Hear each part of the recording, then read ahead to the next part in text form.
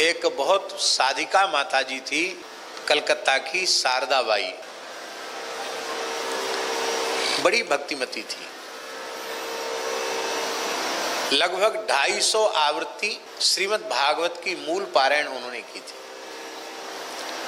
बक्सर वाले मामा जी कई वर्ष तक वहाँ कथा कहने गए। बक्सर वाले मामा जी की जो कथा की कैसेट है, उससे उन्होंने कई ग्रंथ भी तैयार किए माता जी ने। तो उन माता जी ने बहुत दुखी होकर रोते हुए हमसे कहा वृंदावन में कि वृंदावन में ही एक अमुक ब्राह्मण को हम 4-5 बार गोदान कर चुके हैं, और जब आकर अपनी गैया देखना चाहते हैं तो वो कुछ न कुछ बहाना कर देता, पता नहीं क्या करता है, पता नहीं मेरी गाय कहाँ चली जाती है।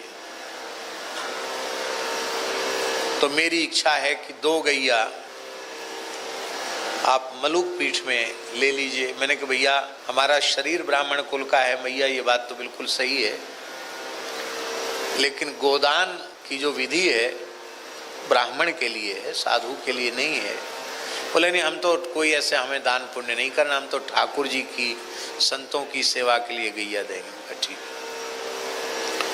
तो फिर जयपुर से थार नस्ल की गैया आई और उनका वंश यहाँ भी है जड़कोर में, और मलुक पीठ गौशाला में भी उनका वंश चल रहा है।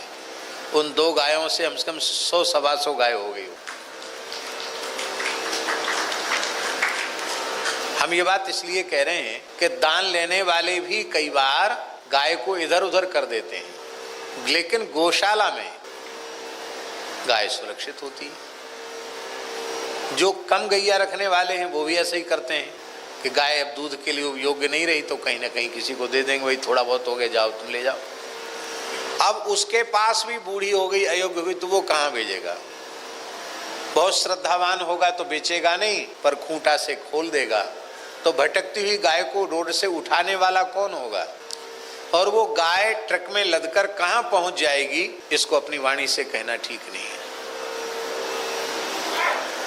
इसलिए लगता है व्यास जी ने कलयुग की इस समस्या को विचार करके ही रुग्ण वृद्ध बधिकों से बचाई हुई गायों का दान गौशालाओं में ही करना चाहिए, जिससे आर्थिक सहयोग गौशालाओं को मिले और बड़े पैमाने पर गौ सेवा हो सके।